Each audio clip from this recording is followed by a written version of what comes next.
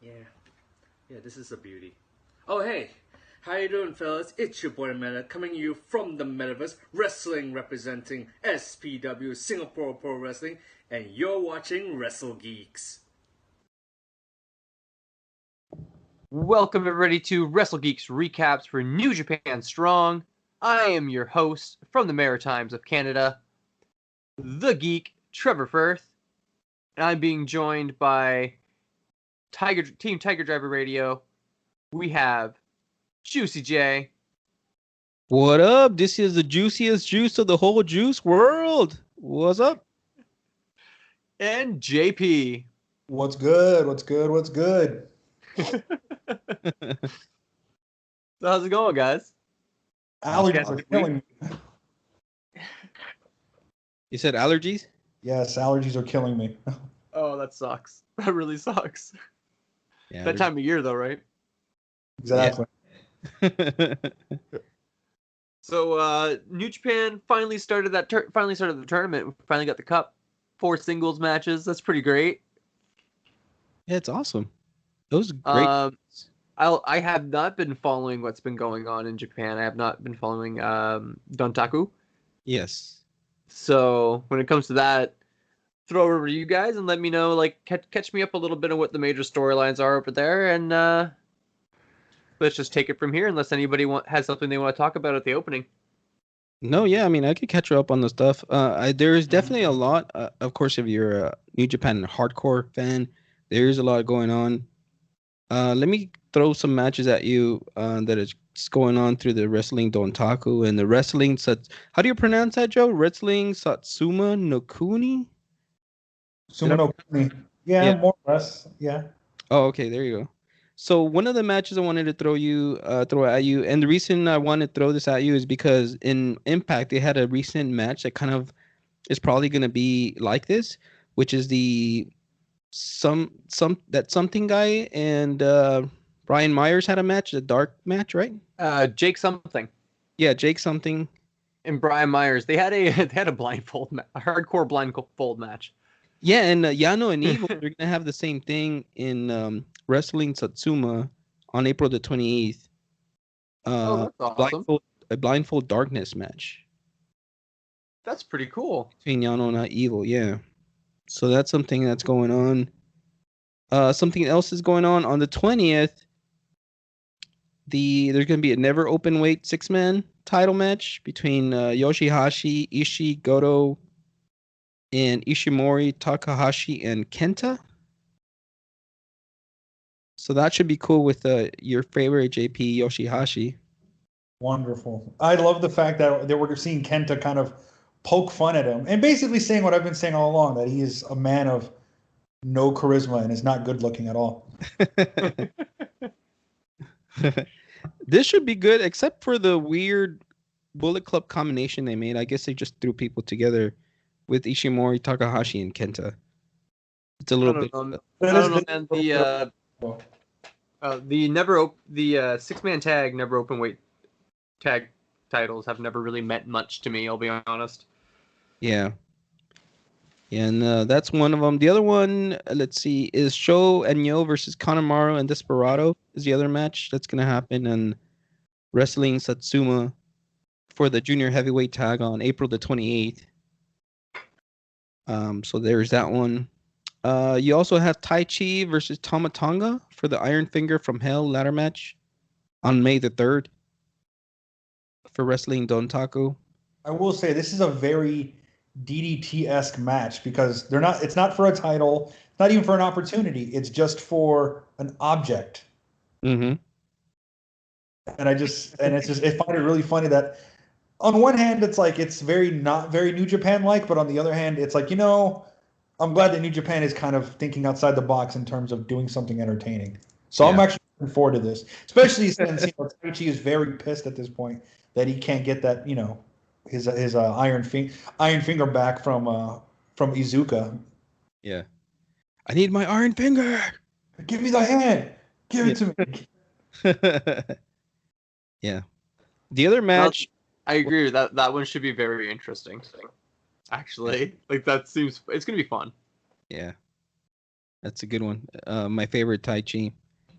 The other match is Tanahashi versus Jay White on May 3rd for Wrestling Dontaku as well, for the never open weight title. Yeah.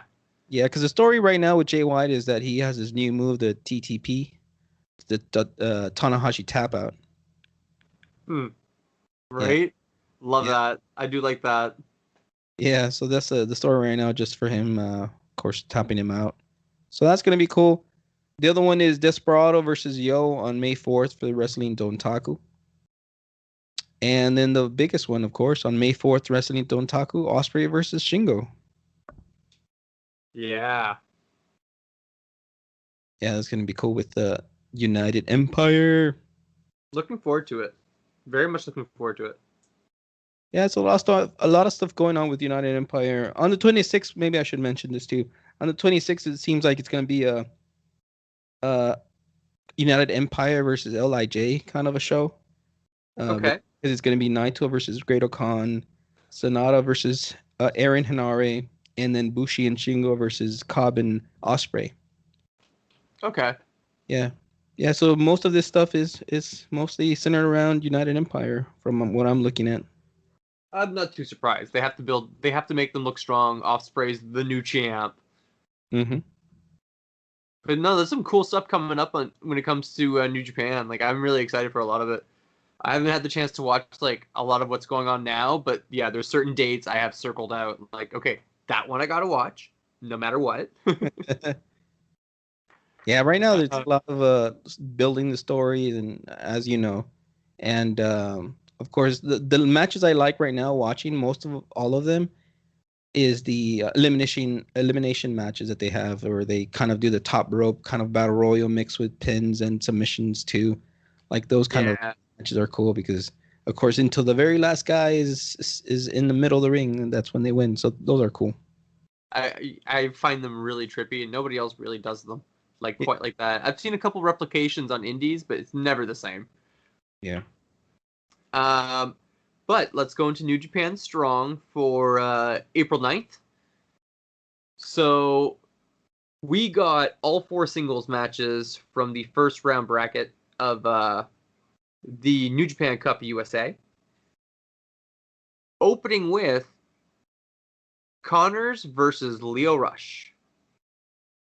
And man, Clark Connors, after getting a surprise win from TJP, against TJP, really turned it up against Lio Rush. Like, he made Lio Rush work for this win, man. There's a couple times where I thought Connors might actually have it. It was impressive. Yeah, it seemed very impressive on his part. Yeah, it seemed like Connors was a veteran. Yeah. It's Lio Rush. The lion tamer in the ropes at the end of the match was really cool. I like that a lot. Yeah. It was like a backwards tarantula or something. I mean, it's essentially it was essentially a lion tamer, except he had the ropes and he was using the ropes at the same time, and he was standing on the apron. So it was really cool. I like that. Yeah. And this was one of the longer of the 4 matches as well. So it really felt like Clark Connors, he was digging deep to try and get this win. Like, he gave everything he had. And I'm loving it. I loved it. That was a great match. This is a really fun match overall. Yeah. I really also do appreciate the fact that they're a lot of their lions, especially their more veteran lions. I guess they're upper class lions. They're starting to push them to the point where they're getting victories, or they're pushing veterans to the point where it's like, whoa, they're getting close, and they might actually start racking up victories against well-known names. Like I said, I was really shocked, that Chris Dickinson lost, or the fact that Clark Connors got a victory over TJP. And I really do appreciate that now you're starting to kind of put stock into these young lions, because these guys are up next. These guys are the ones that are going to start at the bit for those bigger opportunities once they're allowed to kind of ditch the black trunks and go to that next level. So to see him go toe-to-toe with Lio Rush, which, mind you, Lio Rush just had an incredible weekend over Mania weekend with the amount of matches that he did. So his stock just went up. But the fact that he was able to go toe-to-toe with a guy like Lio Rush and be that close to a victory says a lot that the front office really, truly thinks that Clark Connors is on the cusp of greatness. And I think any minute now he's ready to break out of being a young lion and to really start developing his personality now. Oh, I agree. Completely agree. Yeah, because the story that because Kevin Kelly's always good at building the story as the match progresses, and he was saying that both of these wrestlers have this amateur wrestling background, and that Connors has this football background too, where he was a defensive player, and football. I mean, like American football, not football like soccer, but. He did showcase his football techniques in this match with all the spears he did, and also that thing where he does that he changes ropes and then he kind of pounces and pushes them all the way like Lance Archer does or AC Romero, and so that was some cool moves from Connors. He definitely, I mean, I honestly believe he was gonna win. And I thought he needed to. Of course, looking at the bracket of who he's going to face next, because Lio Rush, he's a small guy, so I don't know how he's going to do with his next opponent. But this was a great match. The other thing I never noticed, which has surprised me, but that I never noticed is, but Lio Rush, all his moves are below like especially because he's a smaller guy. All his moves are from 2 feet and under. Everything he does, he tries to put you to the mat and then hits you on the ground, or you're trying to get hit, he hits you. Of course, especially his cutter move, he hits from the very lowest rope. Is what I noticed on Lio Rush, which again I don't know why I never noticed that before, but I think I noticed this more since they're both smaller stature guys. But again, a great match. It was an awesome match, and let's see what Lio Rush can do when he faces the next opponent. Match is Ren Narita versus Filthy Tom Lawler. So again, this was a young lion. Well, I mean, like Narita's not really a young lion, like Kevin Kelly said. He is technically on excursion, but he is still sporting the black. And like it's again this guy taking a veteran, like making a veteran push him, right? Tom Lawler's tough. And he could take anything. But there's a couple times in this match where you saw Lawler like, oh, okay, so I got to turn up the dial. Gotcha. You know, there's like 2-3 times where it's like, okay, so I have to step it up now. Oh, yeah. Gotcha. And then he just put Narita back down, of course. But it's the fact that Narita kept rising up to that challenge right until the end where, like, the defiance of when he's in the submission, just like trying to as hard as he can doing the chops or the just the strikes on Lawler. Yeah, I really liked it until eventually it's too much, and Lawler's able to make him tap. Yeah, but it was really good, really fun too. Yeah, no, I think Ren did very good against Tom Lawler. I thought it was just gonna be Lawler just demolishing him, but Narita did very good. He did a lot of. Even though he tried to get that special, what is it? It's a Narita special number 3 or number 9 or something. Like I can't keep track of the numbers. Even though he kept doing it and he kept getting reversed by Lawler, of course, but he still tried, man. I mean, he's still trying his best. Yeah, he got his nose was bleeding at the end of the match, but still, I mean, he still was up to par to Lawler, which is surprising. Like JP said about Clark Connors are putting, their stock into these young lions, so it's awesome to see. I mean, he felt impressed with Narita. Yeah, exactly. That's the impression I got. And the thing is that I think it's actually been really good for him to kind of, like I said, it's been about a little over a year since he opted to go to the LA dojo instead. And at the time, it was controversial because he was leaving the main dojo.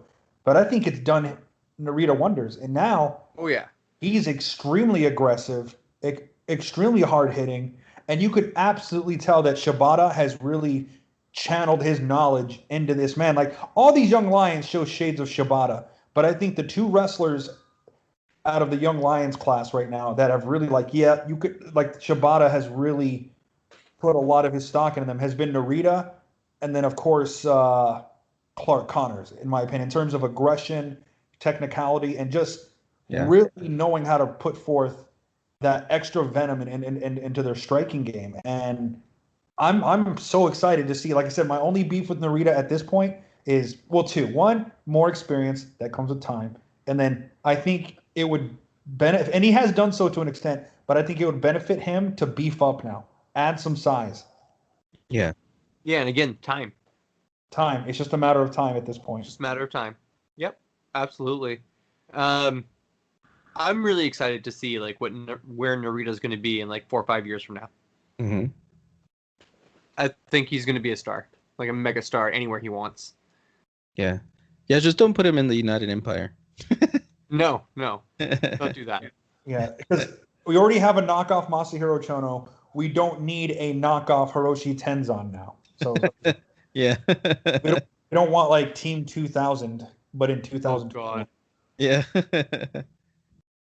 So the third match of the night is going to be Fred Rosser versus Hikuleo.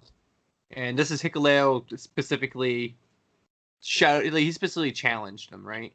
Went out of his way saying you wanted Rosser first in the tournament. This was the weakest match of the 4 for me.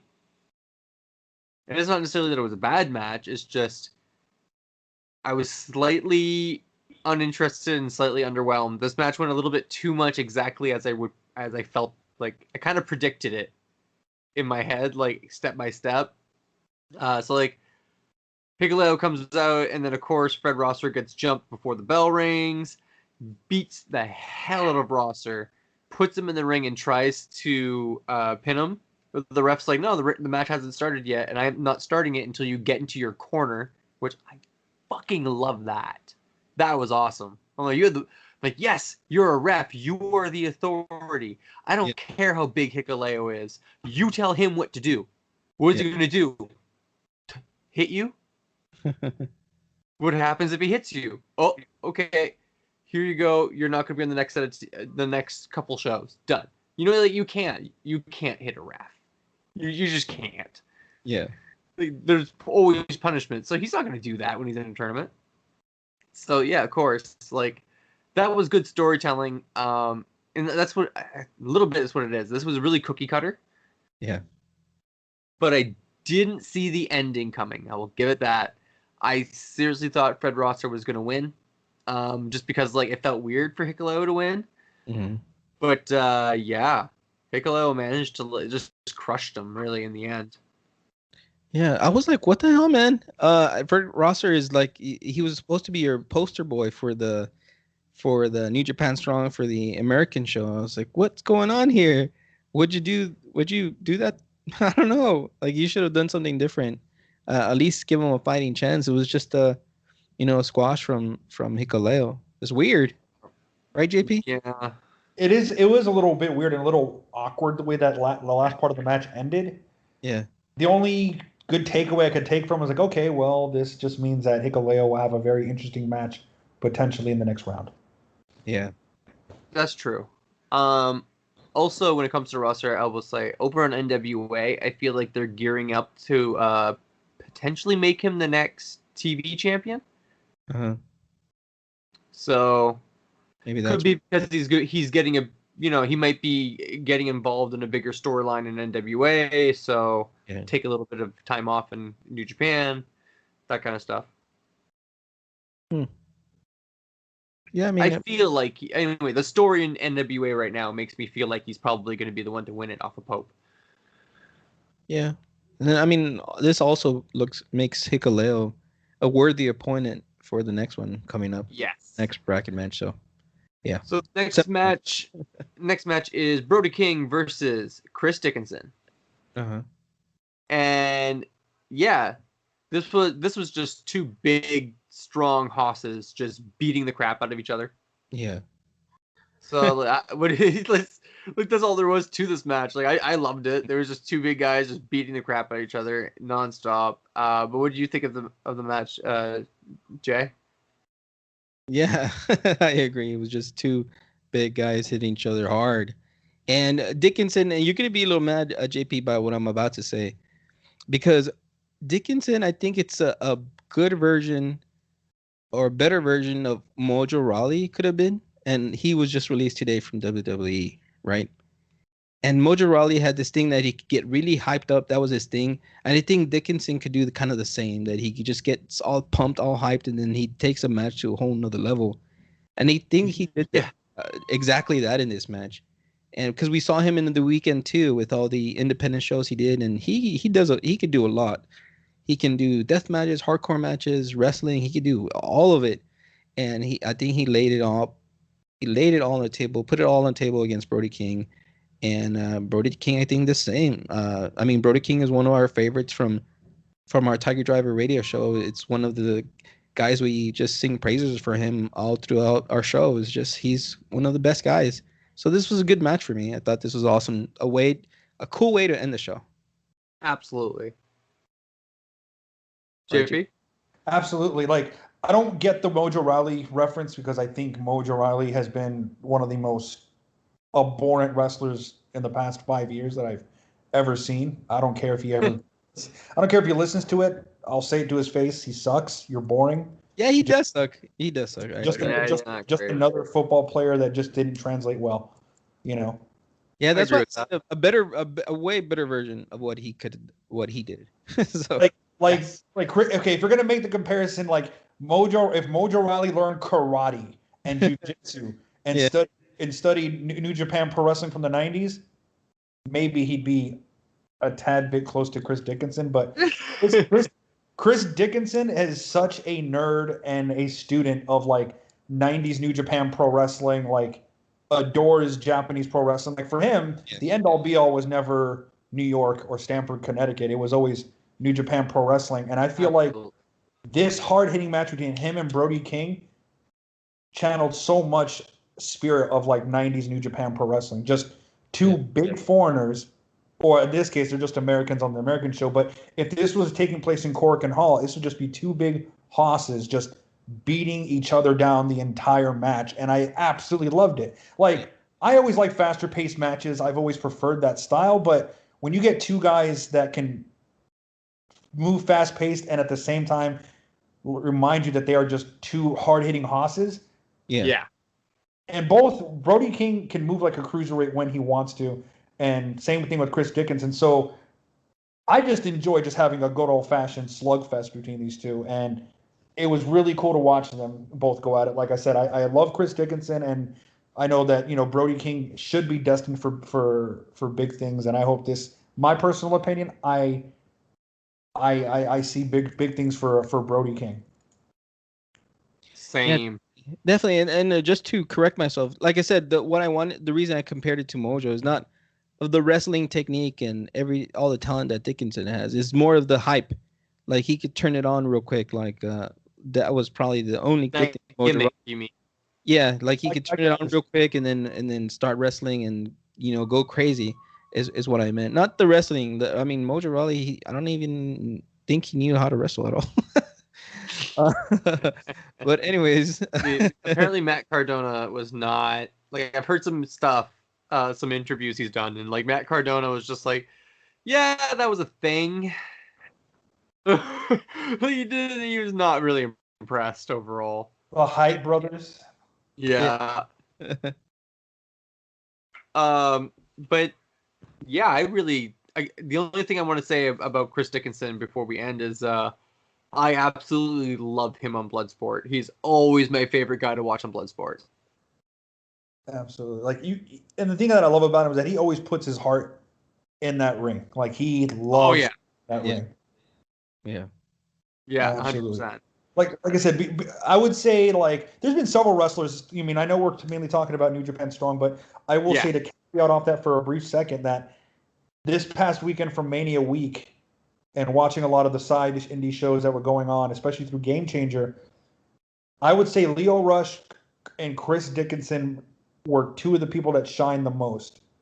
Absolutely. Wrestling multiple times, sometimes still injured or bloody from a previous match. And like I said, it's on just the same night. On the same night. Yeah. Like I said, I mean, what was it, like Chris Dickinson wrestled against Joey Janela and had a bloodbath of a match, pinned and lost to him, and then of course came out that same night on VXS Lucid Dreams show, and went, that's what I was gonna say. Yeah, and went 1-on-1 with Brian Cage, injured still, and lost again, but he fought with his heart, and I loved it. And then of course Lio Rush wrestling like 3 times in one day, so it's just props to those guys first off. And aside, like I said, I know we just saying like praises for Brody King, but Chris Dickinson is another guy that I think you got to give him a shot at the G1. I think it would. Oh yeah, that'd be cool. I think it would be a nice change of pace, throwing somebody else new in there. I think he'd be really cool in Japan. I think the Japanese crowd would react really interestingly to him. Yeah, I think they would like him, especially because I also feel like his style is very complimentary to what New Japan was in the 90s and 2000s before Enochiism. Yeah. Oh, God. Yeah, well, that could be in a special episode. We could talk about Enochiism another day. That would be his whole episode, absolutely. Do not get me started on Enochiism, but anyway. But, so on tonight's episode of New Japan Strong, we're going to be getting Hikaru versus Tom Lawler and Brody King versus Lio Rush, which we've kind of all called that Brody King and Tom Lawler is going to be in the finale, and it really feels like that's what they're going for.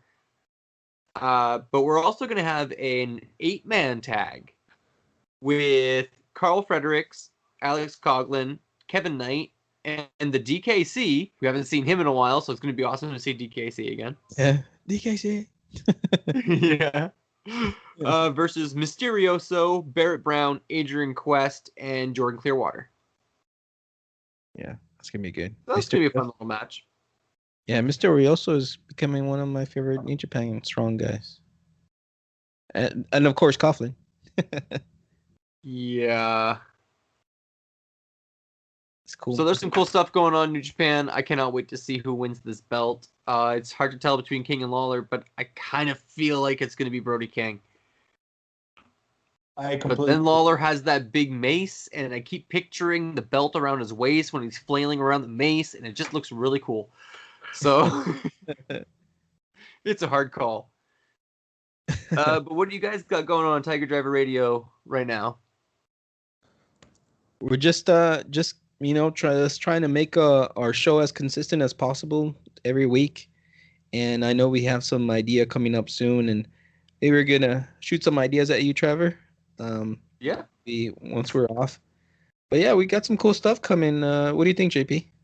Absolutely. We got a lot of conceptual different ideas to kind of make this show interesting. I just want to emphasize to if there's any crossover listeners with this show and our show, bear in mind that our show is more focused on opinions and talking crap. We do review sometimes shows. We do emphasize, our love of New Japan as a whole. But, like I said, our show is a little bit different in terms of we kind of try to make an overall umbrella of just pretty much talking about the past week of pro wrestling, with an emphasis on New Japan. And, of course, sometimes our opinions and sometimes just random topics that kind of get thrown in there. But hopefully you guys, if you guys have any input, you guys know where to find us. Jerry, you want to tell them again? Sure thing. Facebook and Instagram, find us under Tiger Driver Radio.